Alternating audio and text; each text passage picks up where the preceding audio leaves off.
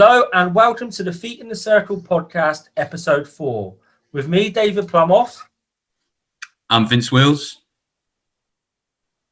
Sean Prendergast. No, we need to do that again because that didn't make any sense. Just said your name. You didn't say I'm. Fucking hell, you on it tonight? You actually Sean Prendergast. For God's sake. Right, start the again. The pause wasn't long enough. Right, you ready, yeah? Hello and welcome to the Feet in the Circle podcast, episode 4. I'm David Plumoff. I'm Vince Wills.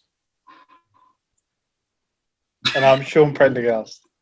On today's show, we will be looking at lockdown 1 year on, how it's affected the sport and how it will affect it moving forward positively and negatively.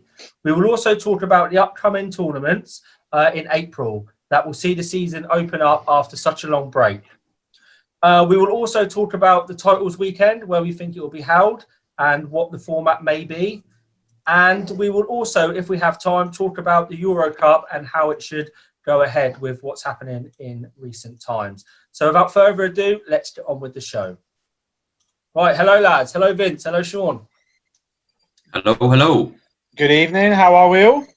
Yeah, very well, very well. How is your, was it Thursday night, Vince? Yeah, not too bad. Finished with work, ate some pasta bake, stuck on some boring football and was waiting to speak to you, really. Yep, What more do you and need Sean? in life? Yeah. What more do you need in life? Just very busy at the moment, but looking forward to doing this podcast. Yeah, absolutely. Okay, then let's begin. Then it has been about a year, just over a year, since lockdown. Since lockdown began, basically last March the 23rd. What's the year been like for you, then, Vince? Has it been a good year? I know it sounds ridiculous, but some people have taken positives out of the year. But for you, how have you addressed it?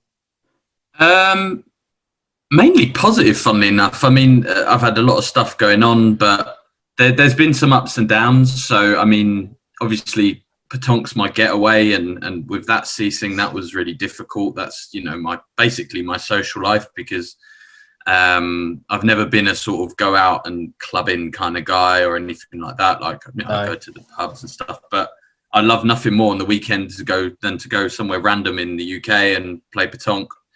And be in the sun, basically. Yeah, I mean, it had some downs and some really good. The good stuff that happened was obviously finding out my partner was pregnant, but with the lockdown, there was some elements of anxiety that crept in as well, because the sense of sort of restriction. So, and then we moved house and got a bigger place, which was a positive. So we also tried to buy a house, and something went wrong there, so that went back down. It was roller coaster of a year. Yeah. What about you, Sean? How was your year? That's a really good question. It's been quite a struggle, actually, with COVID. Mentally, working from home consistently. But from a ball perspective, I've really missed playing hugely. It's made me realise how much I've loved the sport and how much I want to get back out and play, really. I mean, I've been quite fortunate in the sense I've managed to have a Petonk piece built. So that's given me a bit of mental alleviation when needed to go out there and throw some ball. But again, it's through the winter period that makes life particularly difficult, I think. But as now spring's coming and summer's on its way, it's quite nice to get out there and actually throw some ball again properly. It's not quite the same in the winter. So, yeah, it's been tough, actually. It has been tough. And to be honest, I just can't wait to get back to normality, even if it's just a level of normality. Yeah, I think we all agree on that. For me personally, I've struggled mentally. The first lockdown, I wasn't too bad. I was really excited about starting a new job that eventually came my way. So that gave me some purpose and something to look forward to. But the second lockdown and this third lockdown, or however it's been, has just been really difficult for me. In terms of the sport, yeah, I'm exactly the same as both of you. I missed it so much. It made me realise just how much I enjoy being with people at events. Although some of them are your rivals and you're competing with each other, you're also friends, and that being sat down with each other, having a chat about the games, about your last game, and even the little snide comments when people say, "Oh, did you win?" and you say yes or no, and it's all that combined. I miss massively. So yeah, the fact that we're able to come out of this next Monday, touch wood, is a welcome return for me because I definitely need it. Definitely need it. So yeah, but yeah. So what about you then, Vince? You're gonna be a dad. That is some real positive news in your lockdown, your year of lockdown. When's the baby due? 5th of April, which is going to mean I'll be missing the first competition of the year, just as a precaution. Yeah. But I've already got the sign off to start playing towards the end of April, so I'll be playing the triples being held at Worthing. Get some practice with some of the players I'm doing nationals with as well. So yeah, no. In all seriousness, you don't have to answer this if you don't want to. What is it going to be like then with you and Abby and having a child and with your, you want to play pétanque probably every weekend. I'm sure you do want to play pétanque every weekend. Or is there going to have to be a happy medium here? So, I mean, we're quite lucky, and I know it's going to vary a lot, sort of couples to couples, but and parents to parents. But we've got a really good support network around us. We've got, Abby's very tight to her parents. They're both very close. My parents have been waiting to be grandparents for a long time. So I think, it's going to be all in moderation. I don't think I'll be at every single competition every single weekend. But when I'm getting out the house, I'll be getting out the house during the week to practice. And then whenever, it's feasible, I'll be playing the tournament. So I'm hoping that I'm actually going to play more than I normally would because I'm going to enjoy the time out of the house more than perhaps I would typically, because obviously get away sometimes from what's a pretty hectic first few months, I can imagine. It's one of the best feelings ever, mate. It's an amazing feeling. You're going to love it. For reals. Absolutely. Hello, can you hear me? Sorry, I don't know what happened there. Something went. The connection went for some reason. The joys of technology. I think you will have captured it. Me and Sean have covered that babies will be good and pétanque will be played, basically. Okay, that's good. Yeah. So yeah, Sean, what about you then with your daughter's development? Then has it been great to be near her more often? Because obviously you'd be at work normally. Do you know what? That's been one of the positive sides of lockdown is I've been able to spend a lot more time with her than I would have normally if I was working in and out of the office. So that has been one of the positives, and watching her develop has been absolutely amazing.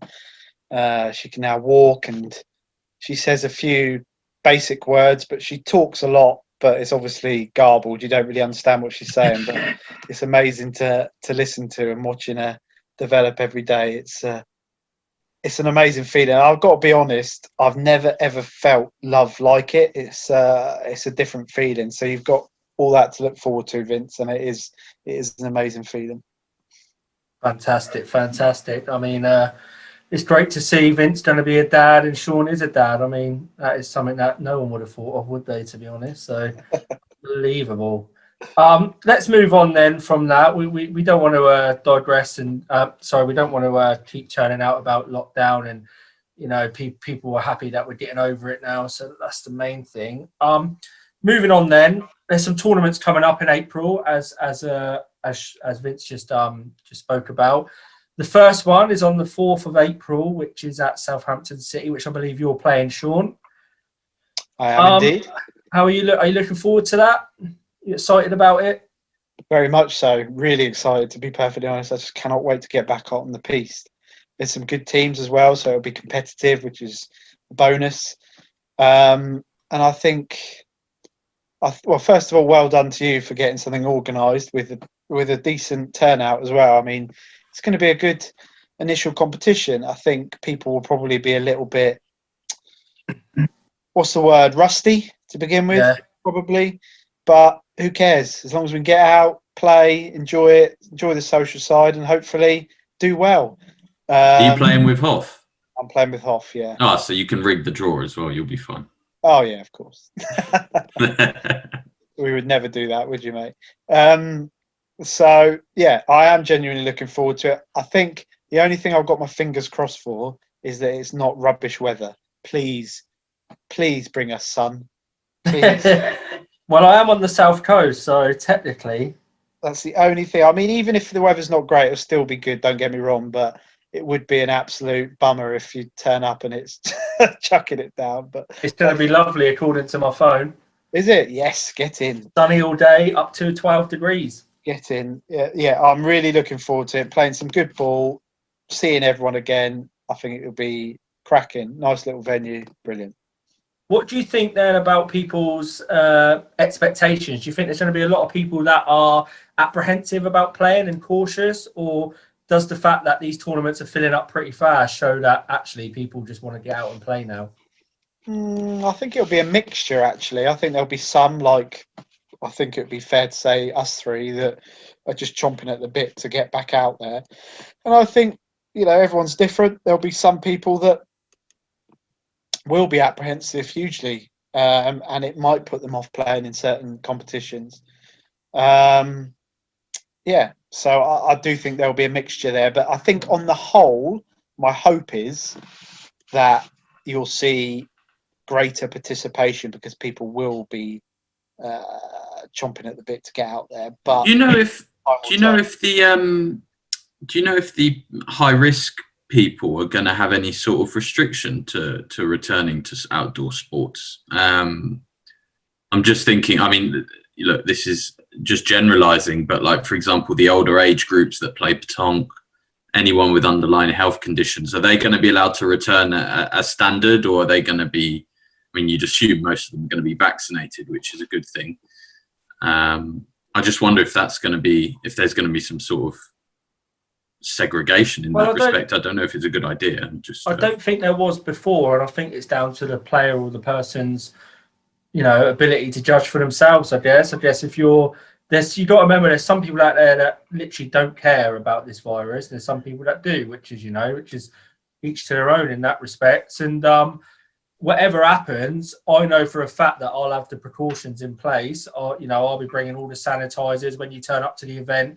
You wash your hands before you come into my terrain, you know what I mean? So everyone who walks through that gate has their hands washed straight away, no matter what. And then obviously wearing masks is obviously not mandatory, but if you want to wear them, that's fine. And and there'll be social distancing in place, and if people don't adhere to those rules, then I'll make sure they know about it. And I think that's all you can do, Vince, at the end of the day. Everything else is about what you want to do as a player, as a person. But yeah, I do take your point though. There's going to be, there is nothing in place that says that an 80-year-old can't come and play in a tournament that someone's put on.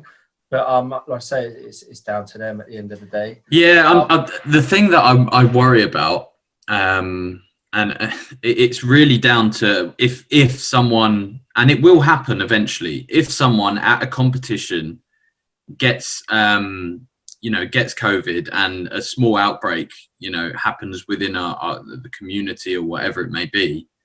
Like, for one, I think that needs to be really, in terms of terms and conditions of events and stuff like that, needs to be moved away from the organisers. We've got the permission to organise these events and stuff to some degree. We've got precautions to put in place, but there should be absolutely no liability from the organiser. It needs to be fully on the people who choose to attend. You are attending at your own risk, basically. Absolutely, and I'd be really annoyed if someone then took it upon themselves to create a I don't know what the word is, Sean. What's the word when you? Well, they try and find a chink in the armor and say, "Oh, well, I saw that players were allowed to play without washing their hands." If they find any sort of angle, it can just blow a flipping. Why would someone be like that though? In the first, why would someone want to take some? If just say for short argument there was an outbreak of COVID, someone got it. The chances are it probably didn't happen at the event. It happened, maybe at a supermarket the night before or something like that. So there's no proof to say where it started. And secondly, why would you want to? That's just my mentality, I guess. I wouldn't ever put someone in that position. It's just something I've seen. I've seen firsthand. I can't go into details, but yeah. you'd have to question why someone would want to turn up to a tournament of their own accord and then make an issue out of it. I mean, that really wouldn't make a huge amount of sense, to be perfectly honest. It's very much a personal choice. The guidelines allow it, so it's entirely up to you. If you personally feel that it's not the right time to go out, then all right, that's your decision. Don't come and play. But legally, it's allowed. And also, I do. This is it's not my opinion actually. It's fact. Pétanque is one of the safest sports you could play in terms of that's very true. In terms of the social the distancing. virus. In terms of the virus, it's one of the safest sports you could play. You're outside. There's no physical contact like rugby or football. You can easily play it safely. So I do think there needs to be a little bit of perspective on this as well. It's good that people want to stay safe and protect other people, absolutely. But perspective does need to be taken into consideration, because let's put it this way, it's far better to go out and play a game of pétanque in the fresh air where the virus is at a minimal risk than it is to go around your mate's house and have a beer, for example. Yeah, you're a lot more sort of at risk of catching something else. You're spitting on your hands, picking up balls that are dirty, and shaking hands and stuff. But yeah, in terms of COVID, the lack of physical contact, and now virtually no physical contact for the foreseeable future, is going to make it a pretty safe sport to play. Absolutely. Yeah, absolutely. And just looking at the first tournament, then there's some great teams playing, as Sean mentioned. You've got David Franco Cruz playing with Jason White. You've got Paul and Dean Webb once again. You've got the Edwins, Becky and Tim. You've got Dean Ashby and Roland Jones. I mean, some of these players are some of the best in the country playing. Callum Lombard. You've got Ben Trent coming back, Sam Blakey, Josh Tombleson, Federico and Sophie Ann playing together. Jack and Sarah. I mean, I don't know how Sarah's going to get on. She's going to be about 8.5 months pregnant. I saw her doing the precision shooting. Yeah, I was flipping out. I can't shoot like that when I'm fit as a fiddle, let alone 8.5 months pregnant. I know, it's incredible. It just goes to show what a talent she has. To be honest, natural. I think she'll be fine. To be honest, the only thing that might impact on her is she might get tired. As the day goes on, but ability-wise, it's still there regardless of her bump. So, yeah, some really, really good teams. And okay, here you go then. Out of all the teams there, I mean, I don't know if you've seen the list, Vince. Who would be your top 3 favourites for that competition? I'll have to double check the list, but initially I was supposed to play Federico, and then I realised when the date got moved to my due date, we were the favourites, and I think me having to pull out, he's had to downgrade and play with Sophie Ann, so I don't think they'll be in the running. I think maybe Hoff and Sean are definitely one you'd expect. It's on your home ground. Hoff. Sorry, I'm just looking at the list of teams now. It's my home ground, but you live there at the moment. You've got no excuse. It's not the same, It's very roly-poly. It's not exactly my favourite. I'll say another team that should be up there. I think Sam Blakey and Josh will have a good tournament. Yeah. Reese and Ross, you'd expect to be up there. I think the Peace will suit their game quite well as well. It's going to be hard to call, I'm telling you now. Yeah, it is. There's 5-6 teams there that, Federico and Sophie, I don't think they've played together before, but we both know they're good players. So if that clicks, that could be a useful outfit. You can never rule out Mokhtar as well. Really consistent player, playing with Hakeem, Dean Ashby and Rowley. Again, really steady team. It's going to be a tough one to call. Yeah, I totally agree with that. Like I say, in my opinion, I've got no expectations. I'm not bothered if I win, lose, or bloody draw, which is impossible, but it might happen. I just want to get out there, throw some ball, feel normal again, feel like I'm playing pétanque again. So that's exactly what we need to happen. Just want to get out there, play, and enjoy it. Good to see David Cruz is back playing. Yeah, I mean, I spoke to David a couple of weeks ago, and he's playing with Sean in the triples in a couple of weeks after that. And David said to me that, and especially on one of his interviews, he said that he wants to get back into that fold, into that national scene again, because he's had a few, probably, well, obviously take COVID out of it, but he's had a couple of years without really playing to the level that he knows he can play. I'd probably say some of that is probably down to the fact that I left Southern, because me and him played a lot together, and obviously I was that connection for him to those tournaments, and we played. He was helping his son develop a lot, wasn't he, as well? He was Yeah, Mark. playing Yeah, but I've not really heard much from Mark. Mark's got to be 17 now. 16. Yeah, he's at that age. It's an age where I was speaking to Bailey's dad on Facebook the other day, and you know, I think once you hit that sort of 16, 17 age bracket, especially if you're a lad, I think there's things that take priority in Pétanque often, and I think you and I can both vouch for that. And you know, some stick with it and some fall out of it. But on the subject of players coming back, just keep an eye out on a player called Yusuf Buzba. Some old timers will know him from probably about 20 years ago, 15 years ago. He used to play with a guy called Mehdi with Bruce Rowland when it was the BPA. And he's got an absolutely stunning technique, really, really good player, and a really nice guy. But yeah, check him out. I think if you like Federico's technique, you'll be impressed with Yusuf's. Yeah, absolutely. No, I'm looking forward to that, and look forward to welcoming him and speaking to him. And then you've got, I think, a week later, 2 weeks later, there's a Worthing doubles, which is being hosted by Worthing Pétanque Club, which Bob Ainsworth's putting on. I don't think they've filled that, or they might have. I think the demand was so high that he was only looking for 16 teams, and he had to double it to 32. And I don't know if you two are playing in that, but I'm playing with Sam Blakey in that. I have no idea if I'm playing that, to be honest. I think it's still a little bit tight to the due date, so I don't think I've entered as far. But yeah, I'll have to play that one by ear, I think. Yeah, it's but yeah, again, for me, it's just about getting out there and practicing again. And you know, Blakey's a good player, so I'm looking forward to playing with him. There's some really good teams playing. You've got just looking at it now, even Stuart Floyd's coming back out. Yep, you're playing, Vince, with Scott Ashby, is it? Oh no, that's not it. That's a different... You winding me up? No, that's a totally different tournament. That is, because I'm looking at the wrong date. When did I play with Scott Ashby? The only thing I played with was with Callum Slade.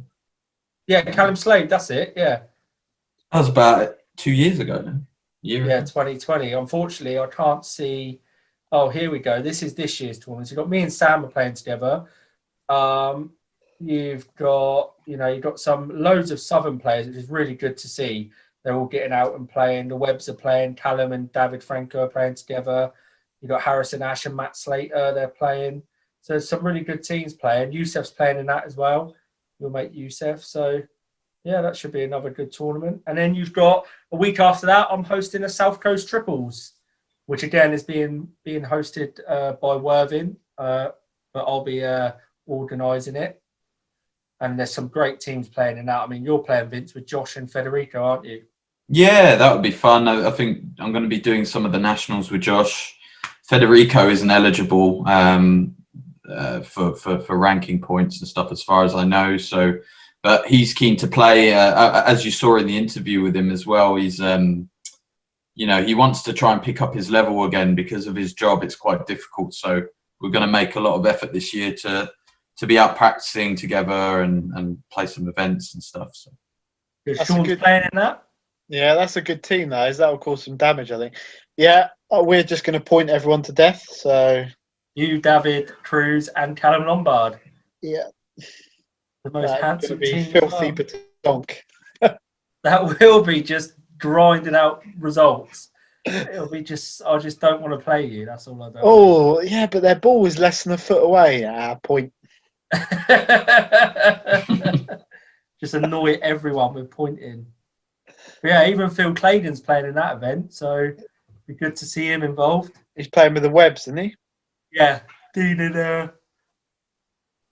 and Paul. So yeah, no, some good teams, and there's still 12 spaces available for that. So hopefully that will get filled before the tournament starts. So yeah, so that's what's coming up. So you know, as long as people aren't cautious, which it doesn't seem like, I think, you know, and people don't like saying this, but I think like the top players are definitely not cautious. I think they just want to get out and play. They you know, I think that's true to say, isn't it? Yeah, I mean, there's a difference between being cautious and being sensible, isn't there? I mean, Yeah. as long as you're just keeping within the guidelines, then fair enough. Absolutely. Okay, then. Let's move on from that. Then let's talk a little bit about the titles weekend. Now, it's always been played at Gravesend, as we know. I believe there's talk that it could be changed to another venue. If it was to change, Vince, where would you be looking to put it on? Oh, that's a good question. I personally, I hope it stays at Gravesend. I think it's a great venue, great piece. I think we've covered that in episode 1. I think we spoke about it. But other than that, the only one I can think about that could have anywhere near the size would be Worthing. That has good piece to add. I can't think of anywhere that is big enough to host it with good terrains or a good variation of terrains. So, is that the most important thing for you then? Because is it the level of the difficulty of the piste? For short argument, if they were to hold it at Oxshott, which obviously hasn't got enough piste, would you be like, oh no?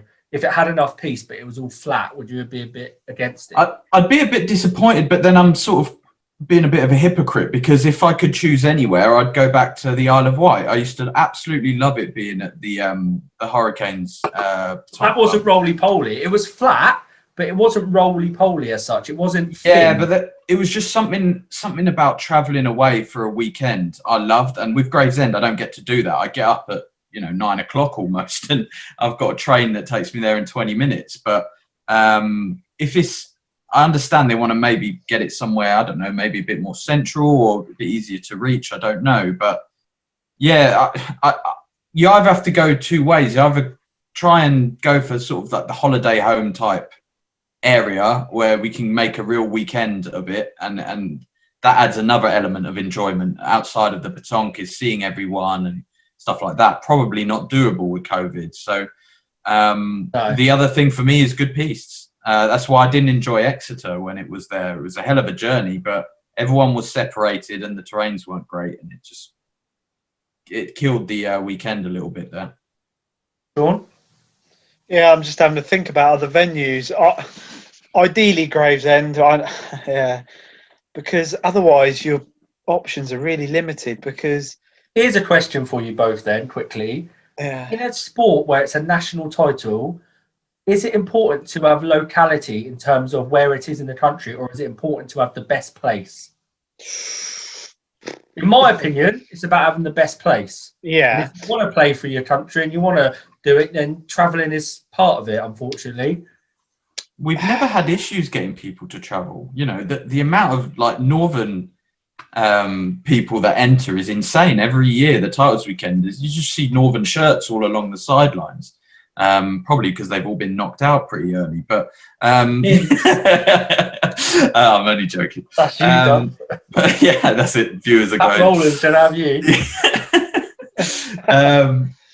Yeah, I don't think it really stops people that want to be there. I think yes, if you do it in the sort of Chiltern Midlands area, you probably get a few more entries. But yeah, it's a tough one. I don't think there's a right answer to that one.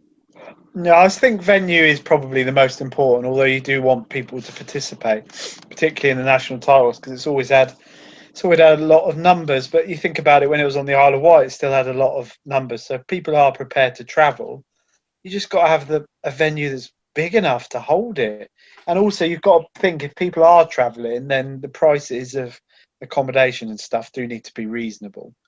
I mean, is there anywhere we haven't considered that might be up for conversation, Hoff, that you know about? I mean, the only other place that's big enough, but it's way out of the way for the majority of entries, would be Heckmanwijk. But I think it's one. I don't think there's enough pieces anyway. Yeah, I was going to say, I'm not sure it is big enough. No, I don't think it has enough. I think you need at least. Do you need it? How many do you think? You probably need 50 odd terrains. Yeah, exactly. It's women and men, isn't it? So you're going to need men. You get like 50 60 teams. In women, you're going to get at least 20, 25. So what's that? That's at least, yeah. It's a lot of peace you're going to Let's need. go back to the Isle of Wight. I'd love the that. Isle of Wight. Just Why Vince did is that right. stop? Why did Me that and Sean stop? won it. I think it just came to the end of its contract, like 3 years. I think it's I 3 heard years. something about the club was folding or something, or there was something. They were going to not- do something with the piece around the back. I think the rugby club were going to do something with the piece around the back, but I don't think that ever materialised. As far as I'm aware, it's still all in situ, but I might be wrong about that. A place where we could use, but again, it's I always, I don't know what the relationship is like with Petanque England at the moment, is Hayling Island. Yeah. It's all under one roof. You're all on site. It's a whole weekend. But again, it's right on the, south coast again, isn't it? And also, I don't think the pieces are up to it, to be perfectly honest. Especially the top ones. No, it's like literally playing on concrete. Yeah, I'm not sure that's right for a national title. Plus, yeah, well, I don't know. They might be able to get a deal on the accommodation stuff, but But at least there's variance of piece there. That's that. Although it's a summer roly poly, that some of them are so fast that they are tricky. But for some players, but there is variance depending on where you go along the top. If you're at the top bit or the sort of bottom bit of the top, there is some change, and that's important as well. Yeah, I think. it wouldn't be my choice, but I would go if it was held there. But for me, there is only one real sensible venue, I guess, and that is Gravesend. But if Gravesend aren't going to hold it, then it's going to be really interesting to see how Petanque England are going to overcome that. Because We're gonna get a bid from our favourite venue in the Midlands. Yeah, what's that? Nottingham. Oh yeah. I don't like Nottingham. I know we've been through this already, so I was being silly. I wonder what accommodation there is and stuff nearby, but yeah. It's No, I possible. think Gravesend is the obvious choice, and I fingers crossed it's held there. Where's all the Chiltern venues gone, by the way? There wasn't anywhere any like massive. Well, we never had anywhere big enough for that. Yeah. But Arlesey is probably going to be a no-go. I think they're going to build some flats on part of that area, so I think Arlesey car park will be taken out of the options. Could do Crystal Palace one day if they got proper facilities set up, but But there's you no gotta think of- accommodation. I was going to say the cost of accommodation in London. Yeah, exactly. Not nice and cheap, isn't it? Yeah, exactly. It's very tricky when you think about it, isn't it? There isn't really The reason why Gravesend works though is because it's not a holiday destination. Like if you went to the New Forest, or if you went to say Yarmouth, or if you went, somewhere like Blackpool or Manchester or something like that, it's an expensive place because people go away there. I can't imagine too many people go, let's go away for a weekend in Gravesend, unless you're playing Petanque at the titles weekend. So that therefore accommodation costs stay at a relatively low price. So that's another benefit of it. Also, it's a great place to play. The pieces are brilliant. Like in my opinion, those pieces underneath the they're very good. thingy, Yeah. the roof is very good, and it does make you play a different type of game. There's no role in it. You have to play a way that's skillful and also fun, in my opinion. They are very good, and it is the ideal venue. I was just thinking with Worthing, Hoff, you'll know better than us. Are there many like hotels and places to stay around Worthing? There is a holiday camp by the Beefeater pub, which is in between Arundel and Worthing. There's definitely some places, because Worthing is a bit of you've got Littlehampton nearby, which is like right on the seafront, and I'm pretty sure there are some places you can stay. Cost-wise and stuff like that, I have no idea. People Weekend think at Petanque have a short list of the people that do the Weekend at Petanque at Worthing. I think Glenn and all that. I think they had a short list of places that people could stay. And yeah, we stayed in Littlehampton, but there was I think there was a Travel Inn and stuff like that all around. There was a couple within a couple of miles. So that could be a possible venue, couldn't it? Yeah, they'd have to make peace out of the rest of the car park, wouldn't they? That's I doable. would think. Yeah, exactly. the only thing is car park, isn't it? Would there be enough space for people? Because you got to remember, it's a public, well, not a public, but it's a leisure. It's a leisure facility as well. Yeah. They'll True. have to leisurely not come for a weekend and leave it to us. There are a lot of factors that go into it, but my rule is if it ain't broke, don't fix it. And if those at Gravesend are thinking of, it's hard work, sorting it out, getting it up together, then I think Petanque England should subsidise them to pay for some contractors to come in on the Friday and on the Monday to clear up and set up. It ain't going to cost you too much, but it's worth the money if it means that we did it there. Well, yeah, I mean, it could be it could actually be cost effective, because you think about it, if it means that the participation is going to stay at around about the same level as it was last year, or perhaps even more, then that will make up for any cost outlaid for anything like that. Because if you don't get big prize money anyway, do you? So and also if you hold it somewhere else, there's always the danger that the amount of entries will decrease. So yeah, I think that's not a bad idea. Maybe they could do it where they're planning on having the interregionals now. I don't know if that's viable. If they've, if they can strike a deal because they've got the interregionals booked in there. I've heard there's a decent place in Leicester which could be a possibility. Where's that? Whereabouts? You know what? For the life of me, I can't remember what it's called. I've heard about it's like a cattle market at Melton Mowbray. I don't know if Jamie Lewis ever spoke to you Melton about Mowbray. Yeah. So that's a possible place they could hold a tournament.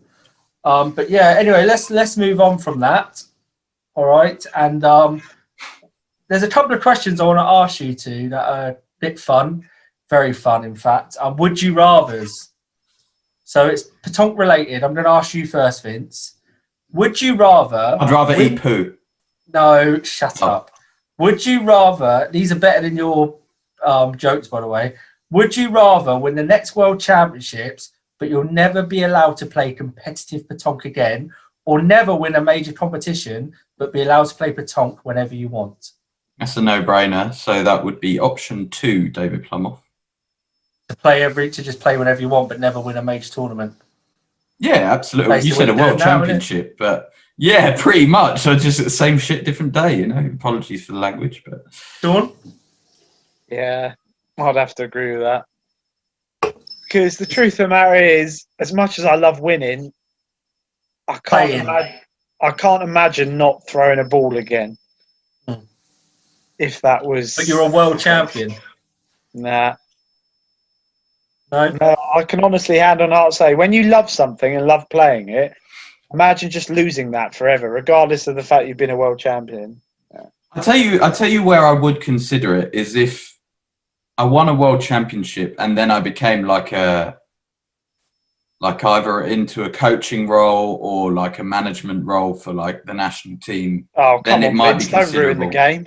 Yeah, this isn't actually going to happen. This is just would you rather. You're like, well, actually, if I was to be a coach, then yes, I'll probably take it. Right, second one now.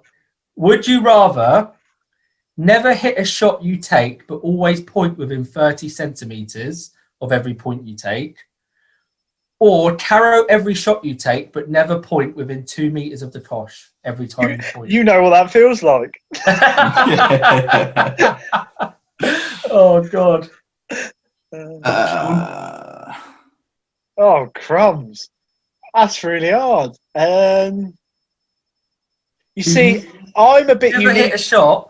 You either never hit a shot, but you point amazing, or you carrow every shot and you point horrendously every time. Wow, you see, okay, I'll give you an answer.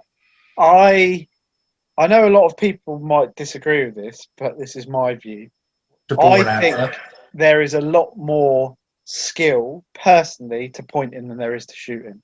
I think shooting is a rhythm thing. Once you get going, particularly if you're first shot, you can go through a period of banging ball for fun. You're just throwing an object at another object. When you're pointing, there's so much more variation.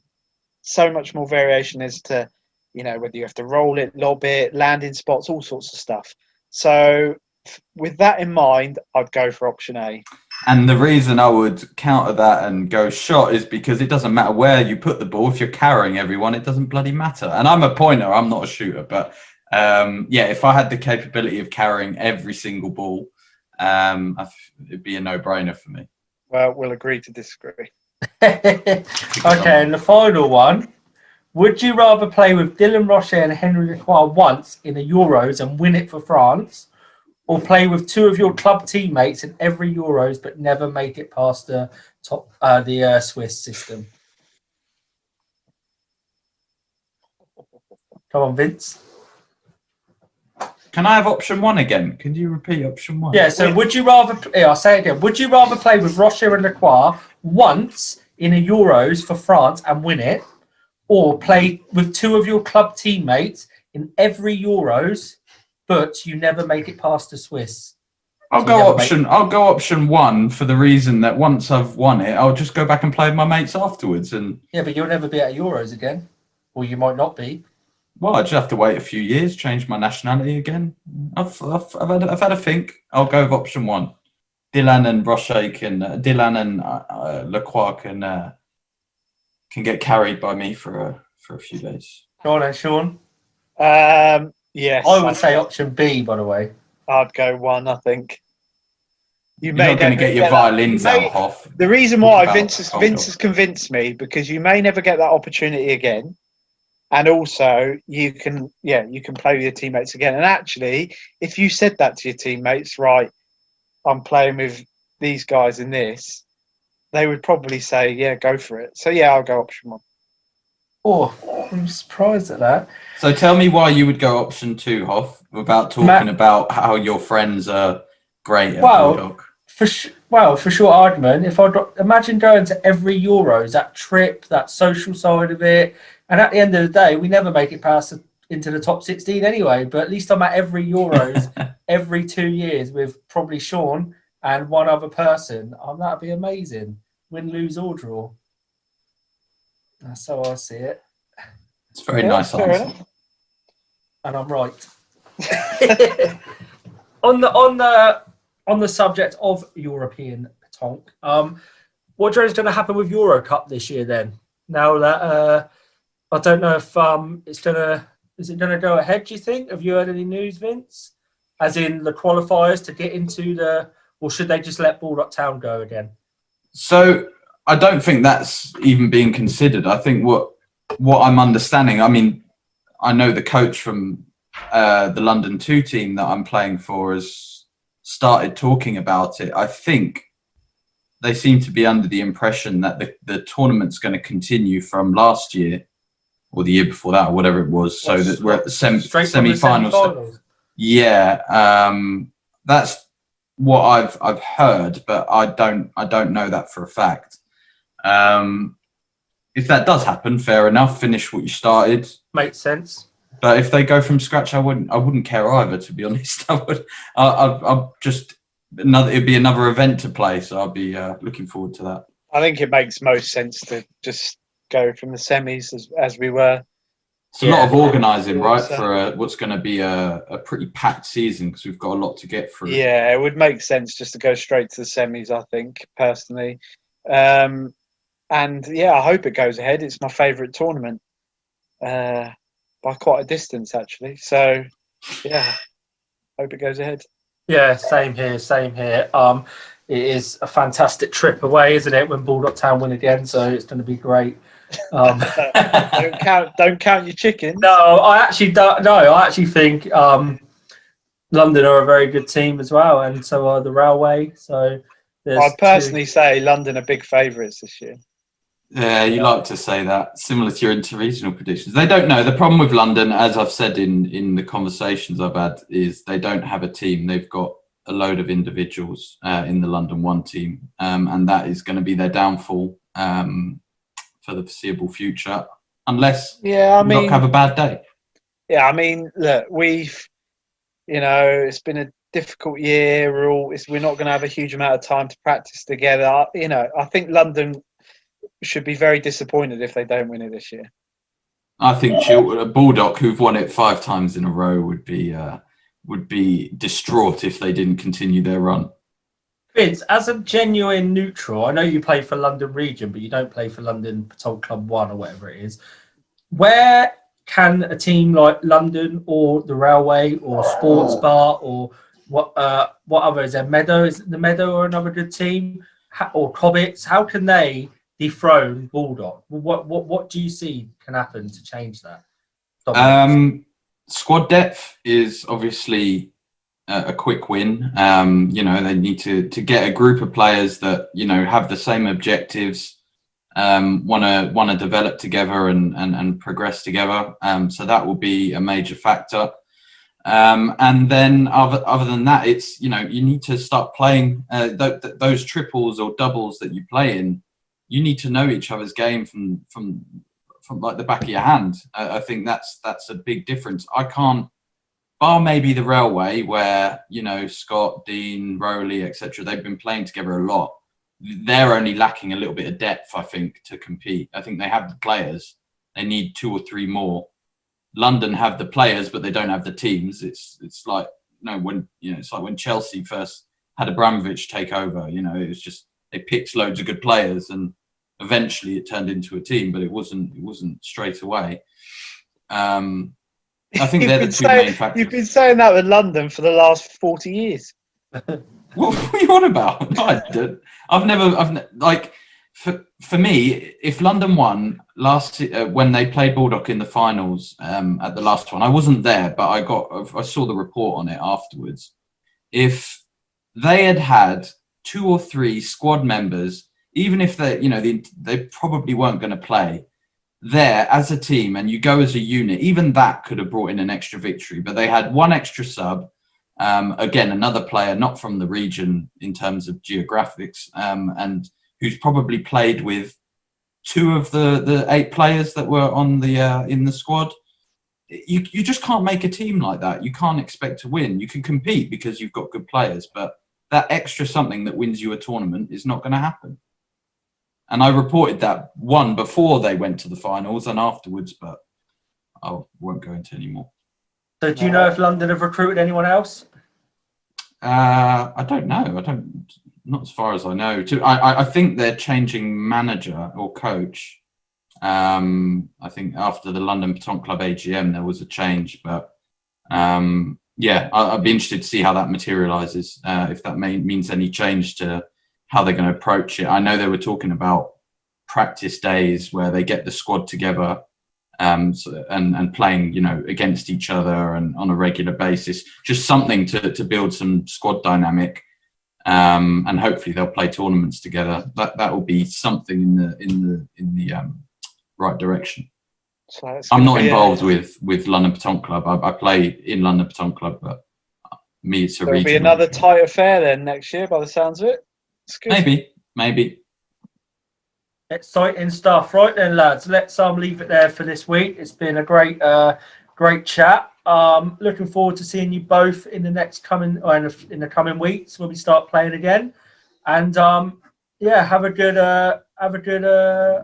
day, I guess, or evening or whatever. I don't even know what I need to say here. But just enjoy whatever you're doing, and I will see you guys soon. Bye bye. Always a pleasure. See you later.